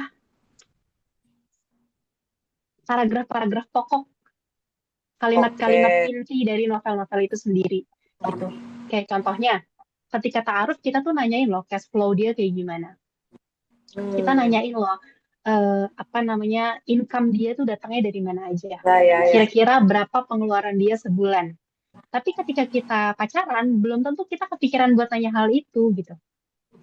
Tapi justru ketika ta'aruf kita nanyain hal-hal yang pokok, jadi kerasanya justru ketika ta'aruf kita tuh tahu gagasan-gagasan pokok hidup suami kita. Nanti ketika kita udah nikah, baru kita tahu dari gagasan-gagasan pokok itu dikembanginnya jadi paragraf yang kayak gimana gitu. Rasanya Oke, gitu. Jadi benar. justru jangan khawatir kita nggak cukup kenal sama dia. Justru kita tahu kuncian-kuncian dia yang bisa jadi nggak semua orang tahu. Ya. Masuk, make sense. Karena memang ketika seperti itu kan akhirnya kita tahu tingkat keseriusan dia sama kita itu sejauh mana gitu kan. Semakin dia jujur, semakin dia terbuka ya berarti memang dia seserius itu sama kita untuk melanjutkan proses ini gitu ya. Benar. Jadi memang saran aku ketika teman-teman lagi ada waktu untuk nazar atau pertemuan yang kita saling bertanya, udah tulis aja semua pertanyaan yang ada di benak teman-teman sekalian. Plus kalau bisa tanya ke orang-orang yang udah, ini aku ngelakuin dulu sih. Aku tanya ke orang-orang yang udah nikah, hal-hal apa yang eh, kalian terlambat tahu dan itu jadi problem di rumah tangga kalian.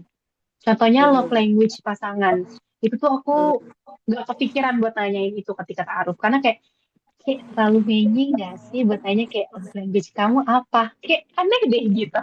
Ya. Tapi ketika aku ngobrol sama orang yang udah nikah, ternyata ada loh pasangan yang nyaris bercerai gara-gara mereka tuh sama-sama nggak paham love language pasangannya. Jadi, ternyata karena nggak tahu love language pasangan kita itu concernnya bisa sebesar itu ya. Akhirnya aku masukin ke pertanyaan-pertanyaan aku, love language kamu apa? Kalau kamu marah, kamu tipe yang mau didiemin apa dirayu, yang gitu-gitu. Jadi emang kita bebas menanyakan apapun ke calon pasangan kita. Yes. Masuk memang. Karena ya untuk mensiasati segala sesuatu hal yang akan terjadi nantinya di rumah tangga yang kita sendiri juga nggak tahu gitu kan. Dan memang pelajarannya ya persiapannya ya dari proses ta'aruf ini gitu. Oke. Apa sih tanda ta'aruf yang sehat dan sesuai dengan syariat menurut Kak Tita? Dari POV-ku, ta'aruf yang sehat itu adalah bukan ta'aruf yang berhasil. Bisa jadi ta'aruf yang gagal itu juga ta'aruf yang sehat. Kayak yang aku alamin sebelum ketemu sama Kazian, ketika aku gagal menikah, justru aku ngerasa itu tuh sebuah berkah dan skenario yang indah, tapi aku baru bisa nangkep indah dan kebaikannya setelah aku ketemu sama Kazian. Jadi setelah ketemu sama Kazian, aku baru kayak, oh, alhamdulillah waktu itu nggak jadi sama si A gitu. coba dulu aku jadi sama si A, bisa gini, nah, gitu. Tapi itu aku butuh waktu bertahun-tahun kan untuk Ya, tahu ya. kebaikan daripada ta'aruf itu. Hmm. Jadinya aku ngerasanya ta'aruf yang sehat tuh bukan yang berhasil, tapi ta'aruf yang mendekatkan kita sama Allah, Yes, yang yes. ngebuat kita tuh jadi bergantung penuh gitu sama Allah. Karena ketika waktu ta'aruf aku yang gagal nikah itu, alhamdulillahnya Allah maha baik dan lingkungan aku juga baik. Justru aku tuh jadi ketika aku hancur lebur tuh aku larinya sama Allah gitu. Mhm. Aku berderai-derai berdrama-dramanya tuh sama Allah gitu. Bukan ke hal-hal yang Allah benci. Justru dari situ malah aku kayak, oh oke, berarti mungkin ini belum waktunya aku buat nikah. Aku masih harus begini dan begitu. Ini mungkin aku harus sabar lagi. Oh mungkin eh, pasangan aku lebih baik daripada ini. Benar, benar, Nah benar. dari situ justru aku ngerasanya, kok aku malah jadi lebih deket ya sama Allah gitu. Hmm. Jadinya di situ aku ngerasanya, oh berarti sesuatu yang sehat, sesuatu yang baik, itu bukan sesuatu yang melulu sesuai dengan skenario Berhasil. yang ada di otak kita. Benar, benar. Tapi sesuatu yang membuat kita semakin dekat dan semakin yakin sama Allah. Benar, Itu benar. harusnya sehat. Yes, oke, not. Masuk juga sih ini. Apapun yang mendekatkan sama kita sama Allah yaitu memang yang sehat gitu. Mm-mm. Apapun lika-liku hidupnya, apapun lika-liku perjalanan kita, selama itu mendekatkan kita sama Allah, itulah yang sehat. Walaupun Poinnya itu di pahit ya. yes, benar. Karena kan emang obat kan pahit, tapi bikin kita sehat. Pada akhirnya bikin kita sembuh, Betul. gitu kan. Oke, next pertanyaannya. Bagaimana cara menjaga komunikasi dalam ta'aruf supaya tetap jelas, tapi sesuai dengan adab atau sesuai syariat? Pendamping. Oke. Wajib ada pendamping. Dan pendamping ini nggak boleh serampang ya guys. Nggak boleh kayak sahabat. Kita punya sahabat deket sama kita. Kamu mau nggak jadi pendamping aku taruh ngasih fulannya? Nggak bisa. Taruhnya Hmm. harus, pendampingnya harus pendamping yang tahu secara syar'i hukum-hukumnya kayak gimana, hukum interaksi antara lawan jenis kayak gimana, adabnya kayak gimana gitu. Pendamping sih yang jagain banget. Dan pendampingnya memang ya harus yang memang ngerti juga tentang Mm-mm. ya, Iya betul. biar clear semua. Oke, apa perbedaan hasil ta'aruf yang dijalani dengan penuh kesabaran dan dengan buru-buru? Mungkin ini juga dari case-nya Kak Tita yang sebelumnya mungkin. Sabaran dan buru-buru. Nah, Em, Kayaknya aku nggak kedua-duanya deh. Maksudnya oke. kayaknya bukan bukan ta'aruf yang penuh kesabaran atau ta'aruf yang buru-buru, tapi ta'aruf yang sadar. Oke, boleh Ta'aruf yang dijelaskan. dilakukan ta'aruf yang dilakukan secara sadar.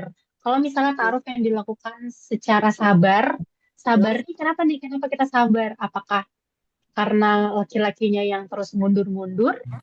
atau sabar karena ada hal-hal yang tidak sesuai sama keinginan kita atau apa? Hmm. Aku ngerasanya sih lebih ke ta'aruf yang sadar sih. Sadar kita Oke. lagi jalanin ta'aruf, sadar kita lagi memilih pasangan kita yang kita harapnya tuh bisa jadi teman berjuang kita sampai surga. Mau itu buru-buru, mau itu lama, silakan sih. Aku bukan tim yang dominan meng-highlight ta'aruf seminggu keren banget, Masya Allah, tabarakallah, enggak Oh, juga. Ada ta'aruf yang setahun, tapi dia juga Masya Allah, tabarakallah. Ada juga yang 6 bulan, Masya Allah, tabarakallah. Jadi kayaknya perihal waktu tuh bukan sebuah standar ta'aruf itu keren atau enggak sih. Yang penting hmm. mereka melakukan itu secara sadar aja sih. Secara prosesnya dilakukan secara sadar penuh gitu. Benar. Berarti yang penting ketika melakukannya dengan sadar aja. Mindful, iya dengan mindful. Yes, masalah timeline waktunya itu udah bebas aja masing-masingnya. Ya. Oke, terakhir nih Kak, menurut Kak Tita, apa doa terbaik yang dipanjatkan sebelum memulai proses ta'aruf? Aku tuh ngerasanya ketika lagi mau ta'aruf itu, ketika meniatkan diriku untuk menikah melalui cara ta'aruf ya. Jadi belum ketemu orang Hmm, buat ta'arufnya nih, tapi udah benar. oke, pokoknya gue kalau nikah gue maunya ta'aruf, gue gak mau pacaran gitu. Yes. Nah, di situ tuh aku kayak apa ya, bahasa kasarnya tuh kayak kita taruhan sama Allah gitu. Iya Bukan sih. taruhan ya. Kita kayak surrender gitu sama Allah Iya, kayak iya, iya. ya Allah, kalau emang Allah nyuruhnya jalan yang ini, walaupun sebenarnya aku masih ada takut-takutnya sedikit sih dan belum ada bayangan nih dia kayak gimana wujudnya. Hmm. Tapi karena ini kayak misalnya kita nanya sama orang nih, kita Mhm. nanya sama orang, Pak, saya kesasar nih Pak, saya pengen ke Bogor, tapi lewat mana ya? Lewat tol atau lewat alternatif ya? Terus kita tahu nih orang yang kita tanyain tuh orang yang paham jalanan. Mhm. Kalau kita udah nanya, terus dia udah jawab dan dikasih instruksi yang jelas, ya udah lakuin aja gitu, jalanin aja. Jadi kayak ya udah Bismillah deh, pokoknya disuruh lurus, terus belok kanan, belok kiri, udah Bismillah. Mau nyampe nggak nyampe, pokoknya aku percaya sama dia yang nunjukin jalan. Aku nggak tahu apa-apa, udah Bismillah ikutin aja. Tapi lagi-lagi ketika kita lagi meniatkan diri kita untuk memilih pilihan besar itu, terus-terusan minta sama Allah kayak, ya Allah, aku udah memilih jalan yang engkau ridhoin, minta tolong dong dijagain secara keseluruhan, mau dijagain diri aku, mau dijagain niat aku, mau dijagain proses aku, mau dijagain dia si calon kita. Jadi ngerasanya sih ketika mau taaruf terus doanya apa, lagi-lagi spesifik doanya aku nggak ada, tapi terus-terusan aja ngobrol sama Allah. Oke. Berarti Kayak memang benar. kayak kayak kayak kerasanya tuh kayak kita lagi jalan nih berdua sama mama kita. Terus tiba-tiba mama kita kayak, Dek, ayo siap-siap sore ikut mama gitu. Terus kita langsung ucup-ucup jalan aja kan gitu. Padahal kita nggak tahu nih kita mau diajak kemana ya sama mama. Tapi Ya, ya, karena ya, ya. kita percaya itu mama, ya kita turut-turutin aja. Tapi ya boleh Benar, lah benar. sesekali di tengah jalan kayak, oh kita mau kemana sih ma? Ini nggak salah kan jalannya, jagain ya ma gitu. Ya, ya. Awas loh ma Benar. kalau nyasar gitu. Benar, benar, benar, benar. Ya, ya, ya, ya. Benar, benar. Jadi memang ya secara nggak langsung kita benar-benar menyerahkan karena kita mau mengikuti jalannya Allah, yang mana itu ya masih kita nggak tahu Hmm. di depannya apa, tapi ya kita cuma benar-benar mengikuti keimanan kita dan kepercayaan kita yang seutuhnya itu sama Allah, kayak benar-benar totalitas percaya dan yakin itu dibawa sama Allah kayak gimana ke siapa gitu kan. Niat awalnya ke situ, maka ya benar-benar ke depannya Allah yang ngasih semua jalannya gitu ya Kak ya. Tapi kalau ternyata misalnya Oke, di tengah Masya jalan Allah. kayak kayak aku kemarin nih ternyata ada kegagalan, gagal nikah. Terus kayak ya Allah udah milih Ya, jalan ini, kenapa masih sakit, kenapa malah ya, ya, jatuh dan ya, ya. lain sebagainya. Ya udah tolongin bangkit ya Allah, tolong sembuhin ya, tolong ketemuin sama yang baik ya gitu. Lagi-lagi ya Benar-benar. karena kita ngelakuin itu karena Allah, ketika terjadi sesuatu yang kita ngerasa itu nggak enak, kita minta tanggung jawabnya sama Allah, Ya, bukan benar, sama benar. orang lain. Benar, benar, benar. Dan Allah pasti bertanggung jawab atas hal itu. Betul. Benar, benar. Oke, Masya Allah sekali. Wah, itu tadi beberapa pertanyaan dari aku ya.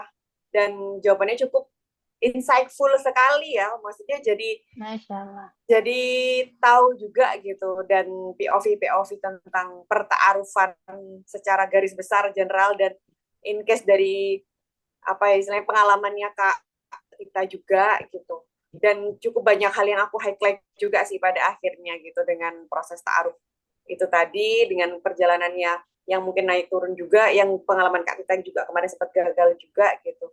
Ada Iya. beberapa hal yang aku underline banget, terutama yang terakhir sih, karena memang itu yang jadi gongnya untuk sebelum memulai perjalanan itu ya. Jadi memang benar-benar kita semenyerahkan itu proses kita ke depannya sama Allah karena kita pengen nurut sama Allah dengan melalui jalan yang Allah Hmm. inginkan gitu kan.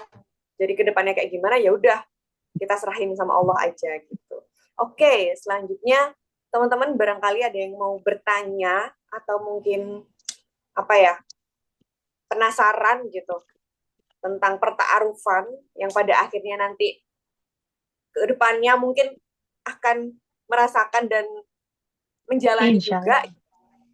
boleh raise hand atau mungkin boleh tulis di kolom chat juga boleh, nanti akan dibacakan sama Minai. Boleh. Yuk, boleh. Barangkali ada yang mau ditanyakan, teman-teman boleh raise hand dan atau tulis di kolom chat juga silahkan. Sambil nunggu nih Kak Tita. Kalau dari Mm-mm. aku pribadi ada pertanyaan juga sih. Jadi so far ini boleh berdasarkan pengalaman Kak Tita aja ya. Mm-mm. Prosesnya berapa lama untuk ta'arufnya kemarin? Aku mulai bulan puasa, bulan puasa. Aduh, kok aku lupa. Dan Aku buka boleh catatan dulu ya. boleh. Dan boleh diceritain juga sih Kak tahapan-tahapannya dulu tuh Oke. sampai akhirnya akad gitu. Jadi aku taaruf sama kazi. Jadi kan yang tadi aku jelasin tanggal 1 Oktober 2021 itu jadi pertama kali ketemu sama kazian. Terus dari Oktober, November, Desember kazian mengenali perasaannya karena ternyata dari pertemuan itu tuh ada setruman-setruman yang dia rasakan. Jadinya selama Oktober, November, Desember selama 3 bulan dia coba menata hatinya, mencoba mengenali perasaannya, dan ternyata dia menemukan bahwa emang dia dalam kondisi cenderung atau tertarik sama aku. Akhirnya di Desember itu dia bilang ke pendamping kita di komunitas bahwa dia ada kecenderungan sama aku. Dia ada kecenderungan sama aku, tapi dia belum siap untuk menikah. Jadi dia minta waktu untuk nyelesain PR-PR dia selama 3-4 bulan. Jadi dari Desember itu, Desember, Januari, Februari, Maret. Sampai Maret, ternyata 3 bulan, alhamdulillah selesai. Terus tanggal 22 Maret, di Maret akhir, kazian memulai untuk proses ta'arufnya sama aku. Jadi kita mulai ta'aruf tuh 22 Maret. Terus kita kitbah atau lamaran tuh 18 Juni. Terus kita nikah Oktober tanggal 9, 2022. Oke. Gitu. Jadi Nah, dari waktu akhir pas Maret sampai awal Oktober. April, Mei, Juni, Juli, Agustus, September, Oktober. 7 bulan. 7 bulan. Nah, waktu Ya, pas Kak Dian ada setrum-setruman itu, Kak Tita juga ada perasaan yang sama nggak? ini plot twist sih sebenarnya. Jadi sebenarnya kazian tuh crush aku di sosial media, guys. Oke. Oh, Jadi, ngekerasin Kak jadi Zian tapi sebenarnya, dari sosmed juga. jadi sebenarnya aku udah lebih dulu notice kazian ada di dunia. Oke.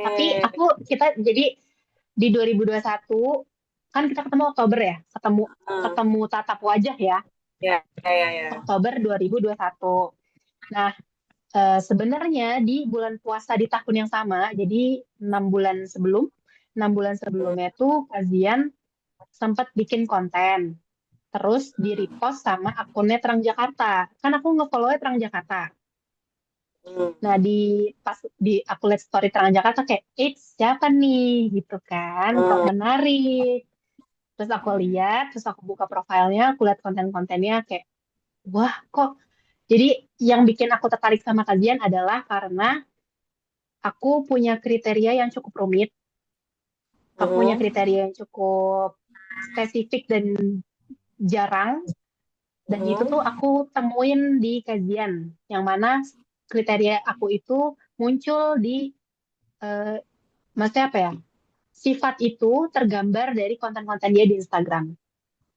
Nah, Oke. karena aku ngerasa orang yang kriteria spesifik yang aku butuhin ini jarang, seketikanya ada, tuh aku langsung kayak ke zoom in ke dia gitu. Karena kayak, wah, ternyata ada ya yang spesifiknya kayak gini gitu.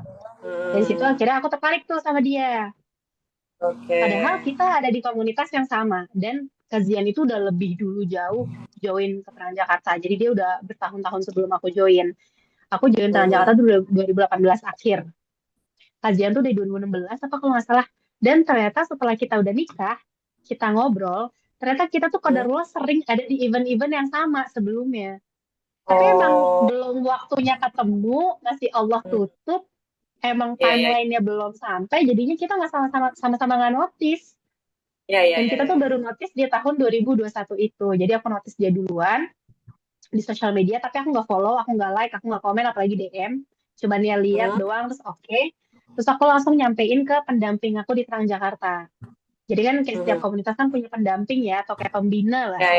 Aku langsung bilang sama dia, Umi, Abi, aku ada tertarik sama fotografernya Transjakarta, namanya Zian.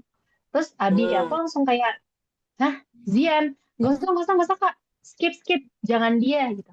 Dia belum siap nikah, dia udah khatam dikasih CV cewek-ceweknya sampai ibu-ibu yang pada datang.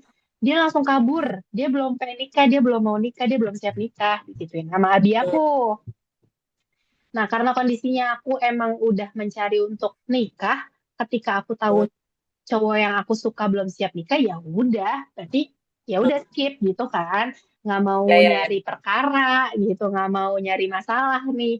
Ya udah, kira udah di situ aku no hard feeling, aku nggak follow, ya udah kayak aku lupain gitu aja, tapi tetap terbayang-bayang ya, Ya, benar-benar. terbayang-bayang terus, tapi ya udah lewat gitu aja. Terus tiba-tiba 6 bulan kemudian, Oktober, kita Transjakarta ada safari dakwah, aku ikut, dan ternyata di situ kajian jadi fotografer perjalanannya. Nah, disitulah kita bertemu secara offline untuk pertama kali. Nah, ternyata, Oke. dan di situ tuh, padahal Umi Abi aku tuh udah ngewanti-wanti aku banget sebelum berangkat. Aku nggak tahu kalau dia tuh fotografer perjalanan. Jadi ini masih dirahasiakan sama Umi Abi. Sampai beberapa hari mau berangkat, akhirnya Umi Abi aku bilang, Kak, perjalanan ini bakal jadi ujian hati kamu. Dia bilang, kenapa ujian hati? Karena laki-laki yang kamu mau ta'arufin 6 bulan yang lalu, itu akan jadi fotografer perjalanan kita selama 11 hari. Itu kayak, oh, ada dia di dunia nyata gitu. Oke, oke, oke, oke. Aku terjebak sama dia selama 11 hari dan dia pegang kamera. Terus oke, aduh. Dan Iya, iya. memang kondisinya ada laki-laki yang maju tapi belum jodoh. Dan Oke. kriterianya belum spesifik yang aku butuhin. Lagi-lagi kriteria yang spesifik yang aku butuhin saat itu aku baru ketemunya di kajian doang. Jadi Mhm. kayak makin berdebar-debar gitu kan Benar-benar. perasaannya. Pasti, pasti. Tapi Umi Abi ngewanti-wanti banget, jaga ya Kak, izah marwahnya, martabatnya dijaga ya. Jangan kayak fan girl yang gitu, gak boleh ya Kak, malu gitu. So kayak, ya oke Umi Abi gitu. Terus udah akhirnya selama perjalanan itu aku cuek, jutek, eh malah kayak aku sempat dikira suka sama sahabat laki-lakinya dia, saking kalau ngobrol sama dia tuh aku nggak mau tatap muka, kalau dia nanya tuh aku Mhm. jawab tapi nggak ngadep ke dia, aku buang muka mulu gitu. Mhm. Tapi justru malah hal itu bikin dia tertarik gitu. Dari situ akhirnya dia kayak, ih kok kayak ada setrum-setrum nih. Nah, selama 3 bulan dia coba menata hati, yang mana aku juga menata hati ya, karena ternyata aku semakin tertarik setelah perjalanan itu karena kenal dia secara pribadi. Jadi kayak Benar-benar. astagfirullah, ini berat banget ya rasanya. Tiba-tiba 3 bulan kemudian Allah kasih kejutan. Ternyata dia cenderung sama aku. Kayak dar gitu rasanya. Ya, ya, ya, Kayak ya, ya. dilempar bom. Ya, ya. Yang Dan mana itu aku malah lagi jadi ujian mencoba ya. berdamai gitu kan. Iya, Benar, mencoba benar. berdamai, ternyata Allah balikin hati dia ke aku. Jadi di situ kayak kok gini ya skenario-nya ya Allah, kok kayak gemes banget tapi kok gimana ya ini jaganya gitu. Benar, benar, Terus benar. udah akhirnya 3 bulan aku nungguin dia menyelesaikan PR-nya, terus mulai deh taruhnya. Oke. Masya Allah. Gitu ceritanya. Oke, terima kasih Kak Tita atas cerita dan Sama-sama. sharingnya gitu ya. Selanjutnya aku kembalikan ke Minai, boleh dengan beberapa pertanyaan.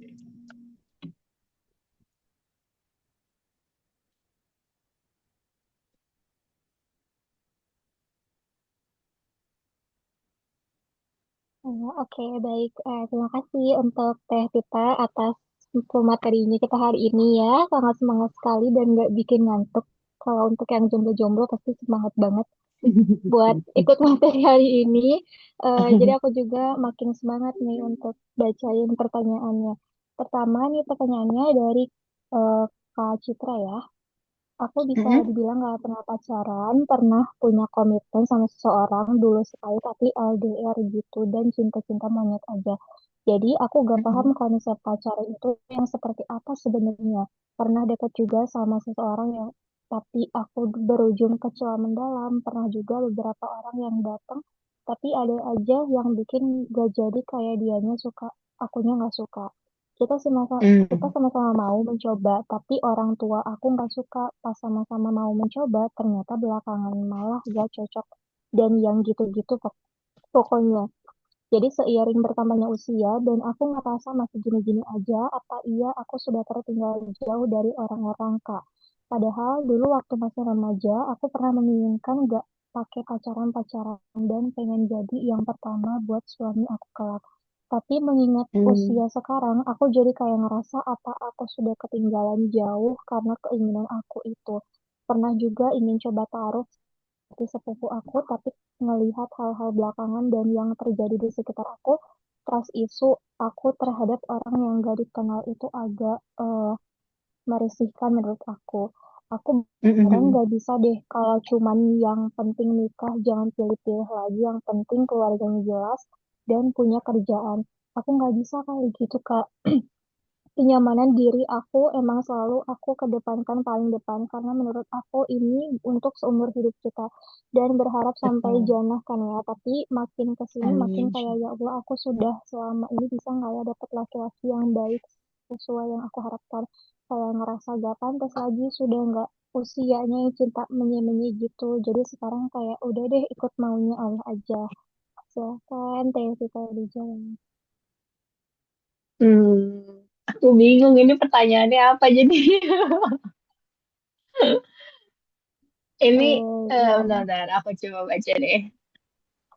mungkin lebih Hmm. ke apa ya, apakah Kak Citra pantas mendapatkan laki-laki yang apa ya, yang benar-benar serius di usia yang sekarang gitu ya, di usia yang sekarang karena apa ya, gak pengen cintanya tuh kayak menye-menye gitu, jadi kayak pengen langsung benar-benar apa ya, benar-benar serius, benar-benar langsung menikah, tapi nggak mau yang sembarang menikah dengan orang yang salah juga, mungkin seperti itu, Kak.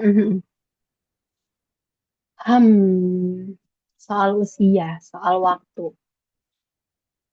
Aku juga ini loh. Jadi di SMA aku tuh punya geng, kayak sahabat gitu lah ya berlima, lima-limanya cewek. Enggak, ada empat. Yang satu udah live.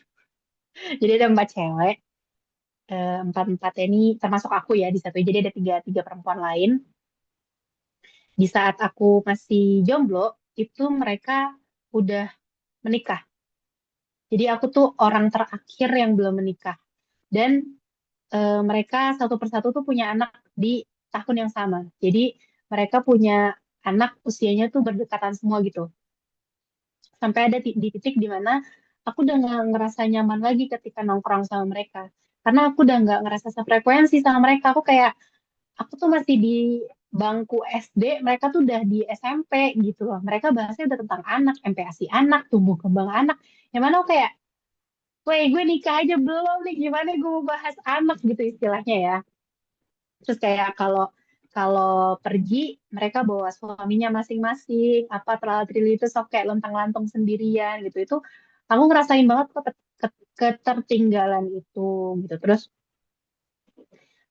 lagi-lagi di Trans Jakarta tuh aku di situ tuh bareng sama empat orang mualaf, mualaf perempuan juga yang tahun syahadat kita tuh deket, kayak beda setahun atau beda berapa bulan doang gitu. Lagi-lagi aku tuh jadi orang terakhir yang belum nikah. Lagi-lagi aku jadi orang belum nikah. Jadi kayak aku rasanya nggak di circle ini, nggak di circle itu, aku ketinggalan mulu. Jadi kayak ketika kita udah nggak seirama sama seseorang tuh kayak ngerasa ketinggalan aja sendiri gitu kan. Karena kayak kita udah nggak relate sama kehidupan mereka. Nah kalau pas aku lagi ngadepin masa-masa kayak gitu, kayak aku mikirnya apa apa apa ya, kenapa gue kok kayak lama banget ya nih ketemu jodohnya ya gitu, apa gue terlalu spesifik atau terlalu ketinggian atau gimana. Tapi lagi-lagi ya, balik lagi yang aku bilang, aku genggam kalimat yang hidup aku tuh skenario hidup aku tuh diatur sama penulis skenario terbaik, yaitu Allah. Jadi ya mungkin emang timeline aku sama teman-teman aku lumayan beda patternnya, lumayan beda jauh timelinenya. Teman-teman aku tuh nikah di usia 22, 23, 24. 25, aku kayak, loh kok aku belum nih, hilal aja belum muncul, gimana nih gitu. Tapi lagi-lagi kita nggak punya pilihan apapun selain berjuang dan berusaha husnuzon sama sekretarinya Allah. Karena kita ngamuk-ngamuk, mau kita marah-marah, itu juga nggak bisa merubah apapun. Semisal kayak, ayo udahlah, aku terima aja lah cowok manapun yang sembarang deh pokoknya. Yang penting aku nikah. Lah kalau misalnya ternyata setelah dalam pernikahan hidup kamu lebih berat, karena kamu ngasal-ngasalan, karena kesalahan kamu sendiri gitu. Jadi kayak ya udahlah nggak punya jalan lain selain husnuzon sama nyibukin diri sama hal-hal yang baik gitu. Terus apalagi tadi Kak Minai pertanyaannya usia, terus ketinggalan teman-teman ya, sama masih ada harapan gak sih dapat laki-laki yang baik? Pasti dong. Kan Allah tuh nyiptain kita berpasang-pasangan ya. Sendal aja berpasangan, masa kamu enggak gitu kan? Jadi kayak kayak rasanya kayak nggak mungkin deh Allah nyiptain kita sendirian aja gitu di Lauhul Mahfuz. Ah ya udah, atas nama Citra nih nggak usah kasih jodoh, dia udah biarin aja dia skenario nya sendirian di dunia ataupun di surga, yang nggak mungkin dong. Nggak mungkin Allah kayak gitu.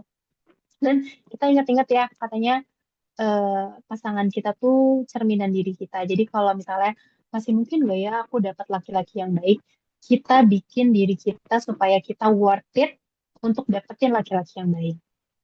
Kalau misalnya dirasa kita masih kayak, aduh gue insecure deh, dapetin cowok yang baik, ada nggak ya cowok baik yang mau sama gue? Nah, berarti itu yang perlu dikoreksi. Kenapa kita bisa sampai nggak percaya diri untuk dapetin cowok yang baik? Berarti self esteem kita yang harus ditingkatin. Oh, berarti gue harus jadi perempuan yang baik, yang berkualitas, yang bervalue supaya ada laki-laki baik yang mau sama gue. Gitu. Jadi jangan membiarkan diri kita hanyut dalam keputusasaan dan kepesimisan. Justru buat diri kita bervalue mungkin supaya ketika calon pasangan kita itu hadir, ngelihat diri kita kayak, wow, ini nih calon istri gue. Bikin kita tuh ngerasa diri kita tuh worth it untuk laki-laki yang baik, untuk laki-laki yang keren. Gitu, Kak Citra. Oke, baik. Ella Terima sudah. kasih untuk Kak Tita, untuk Kak Cika. Mungkin ada yang mau ditanyakan lagi atau sudah cukup apa nih katanya?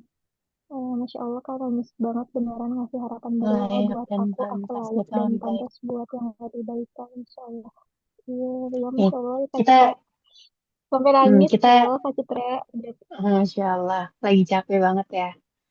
Aku Iya, bener-bener butuh dukungan ketika banget. ketika aku lagi di titik capek banget dan kadang insecure sama diri aku sendiri karena ngeliat orang-orang lain tuh udah punya pasangan, lagi-lagi aku tuh ingat kalimat yang Allah tuh menciptakan kita sebagai makhluk ciptaan terbaiknya, makhluk ciptaan paling sempurna dari semua ciptaan yang udah Allah create di dunia. Jadi kalau misalnya dibilang aku layak gak ya, aku pantas gak ya, berarti kita sama aja kayak ngeraguin hasil karyanya Allah dong.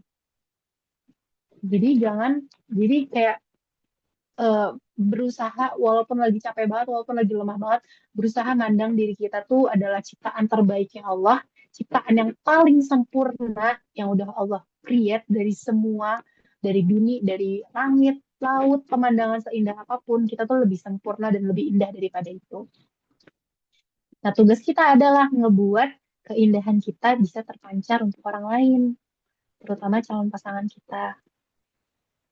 Atau paling minimumnya kita menyadari value diri kita. Gitu, Kak Citra. Semangat ya. Ingat ya, Kak Citra. Kalau ada yang mau ditanyakan lagi, boleh langsung ditulis di komen aja ya. Makasih banyak, Kak Tita, Kak Ayun, Allah. Iya, Semangat. makasih juga Kak Citra karena udah berani untuk cerita gitu ya di sini. Dan untuk pertanyaan selanjutnya, ini dari Kak Furin ya. Izin bertanya, Kak Tita, cara memanage perasaan bagi perempuan emang tantangan sekali. Apalagi jika orang yang selama ini kita kagumi dalam diam ternyata juga memberi titik kepada kita. Ini selalu berusaha aku kontrol walaupun pada kenyataannya susah. Mohon nasihat terbaiknya. Terima kasih. Ya kan? Ini persis kayak yang terjadi sama aku sama Kazian ya. Kayak yang tadi aku ceritain, aku tuh nge-crush Kazian di sosial media. Tiba-tiba eh, setengah setengah bulan kemudian setengah tahun kemudian Allah buat skenario-nya kita terjebak dalam satu perjalanan selama 11 hari bareng-bareng. Dan ternyata dari perjalanan itu Allah memutarbalikkan hatinya untuk merasa tertarik atau cenderung sama aku. Lagi-lagi yang aku lakuin pada saat itu adalah aku secara sadar penuh menjaga diriku daripada hal-hal yang ngebuat aku ke-trigger untuk semakin menikmati butterfly era aku. Kayak yang tadi, aku udah tahu nih Instagramnya, oke. Aku nggak usah follow, aku nggak usah DM, aku nggak usah like, aku nggak usah lihat story-nya. Gimana caranya biar story-nya tuh nggak muncul di halaman paling pertama nih? Karena kan kayak algoritma tuh tahu gitu, bisa membaca pikiran kita gitu. Kayak lagi demen kan sama cowok ini nih, lihat nih story-nya paling depan gitu kan. Ya udah, biar kita nggak keganggu, klik tahan yang lama, hide atau apa sebutannya di Instagram tuh bataskan atau apa aku lupa. Intinya kayak kita nge-hide lah akun dia. Kalau emang mau ekstrim blok, silakan blok. Kalau aku pilihnya hide waktu itu. Aku hide, terus aku ngejaga diri aku nggak ngecek sama sekali tentang Instagram dia, nggak buka-buka profile dia, dan dianya juga ngejaga diri dia gitu. Dianya nggak mancing-mancing buat DM aku atau nge-like story aku, nge-love story aku itu enggak. Jadi akunya di sini, akunya sebagai perempuan berjuang secara penuh menggenggam kegemesan diri aku supaya kupu-kupunya nggak berterbangan nih. Di seberang sana, laki-laki itu juga menjaga diri dia supaya nggak memancing kupu-kupuku berterbangan gitu. Jadinya kayak dua-duanya sama-sama ngejaga. Tapi kalau misalnya case-nya, misalnya Kak Kurin ini udah berjuang nih, aduh aku jaga diri aku nggak nyari tahu tentang dia, nggak chat dia, nggak apa, nggak ketemu. Tapi si laki-lakinya yang curi-curi terus kayak entah ngechat, entah DM, entah apa like story atau komen. Nah itu perlu dipertanyakan lagi. Apa tujuan dia melakukan itu? Kalau memang laki-lakinya tertarik, ya pilih dengan cara yang baik. Gitu Kak Kurin. Jadi memang harus dikontrol sama kedua-duanya. Nanti Terima nikmatin kasih. butterfly eranya setelah halal aja. Biar lebih ramai gitu butterfly-nya. Barakallahu fi. Udah cukup apa? Oh, udah cukup ya. Oke, terima kasih untuk Teh Tita dan Teh Lorin juga. Mungkin teman-teman ada yang mau ditanyakan lagi. Ini masih ada waktu ya, tapi kalau misalnya belum ada atau misalnya belum kepikiran, boleh nih nanti pertanyaannya menyusul aja karena di grup member, insya Allah setiap hari Sabtu kita buka Q&A ya. Nah, aku mau tanyain juga nih untuk Teh Ayem selanjutnya challenge kita apa nih di pekan terakhir ya, pekan terakhir di minggu depan. Oke, untuk challenge-nya terakhir enggak sih, challenge-nya masih ada dua. Sekarang kan sama Kak Tita, nanti minggu depan masih ada satu lagi. Challenge-nya gimana? Nah, ini kan berdasarkan dari apa yang Kak Tita sampaikan dan udah dikasih contohnya nih.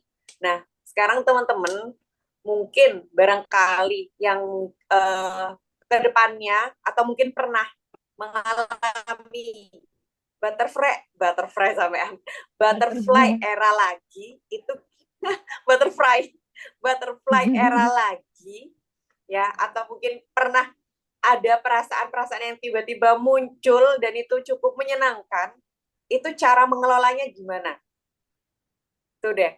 Kalau di case-nya Kak Tita kan sudah melalui sosmed itu ya, tapi kalau teman-teman sendiri silahkan untuk dituliskan dan kemudian nanti di post di story kira-kira apa yang teman-teman lakukan. Boleh di apa ya, boleh berdasarkan dari pengalaman pribadi atau mungkin kalau teman-teman dapat referensi atau mungkin dapat dari kajian untuk gimana caranya menghandle perasaan butterfly era-nya itu, boleh nanti langsung di-share di story, kemudian jangan lupa tag ke akunnya kita.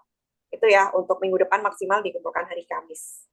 Oke, aku balikan lagi ke Minai. Oke, terima kasih Teh Ayum. Kalau misalnya mungkin tidak ada yang mau ditanyakan lagi, nanti boleh pertanyaannya menyusul ya, seperti biasa. Karena hari ini sudah mulai di penghujung acara ya, jadi kita akhiri dulu acara hari ini. Sebelumnya, terima kasih banyak untuk Teh Tita yang sudah mengisi materi kita hari ini ya. Semoga banyak kebaikan, kebermanfaatan, keberkahan yang kita dapatkan hari ini, dan juga untuk Teh Amin. Titanya dan keluarga. Dan juga terima kasih juga untuk Teh Ayum yang sudah mewakili pertanyaan-pertanyaan kita ya, yang mungkin kita malu nih bertanyanya gitu, terus diwakilkan sama Teh Ayum juga. Oke, kita tutup acara hari ini dengan membaca Alhamdulillah dan istighfar bersama-sama. Alhamdulillahirabbil alamin, astagfirullahaladzim, dan doa kafaratul majelis. Subhanaka Allahumma wa bihamdika asyhadu an la ilaha illa anta astaghfiruka wa atubu ilaik. Wassalamualaikum warahmatullahi wabarakatuh semuanya. Selamat beristirahat ya. Waalaikumsalam warahmatullahi wabarakatuh. Terima kasih banyak Kak Ayu, Min Ai. Mohon maaf lahir batin teman-teman Eh, semuanya. iya, boleh, aku lupa ada dokumentasi dulu, maaf. Oh iya, boleh, boleh, boleh. Oke, mungkin kalau ada yang nggak berhalangan untuk on cam, boleh on cam ya. Kak Citra, mungkin Kak Furin, Kak Citra dong. Coba, gila loh matanya, lembab banget loh. Semangat Kak Citra, Semangat ya, Kak Kak Citra ya. Furin, dan teman-teman semuanya. Insya Allah Iya, perjuangannya worth it. ya amin, insya Allah ya. Semoga kita bisa saling kuat menghadapi ujiannya masing-masing. Oke, kita Semangat. dokumentasi dulu ya. Dari foto pertama, foto formal dulu. Satu, dua, tiga.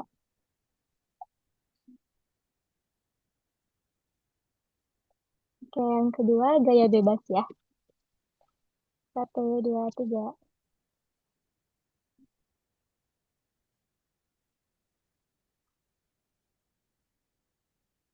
Oke, terima kasih ya teman-teman semua. Aku tutup ya acara hari ini. Dadah. Assalamualaikum warahmatullahi wabarakatuh.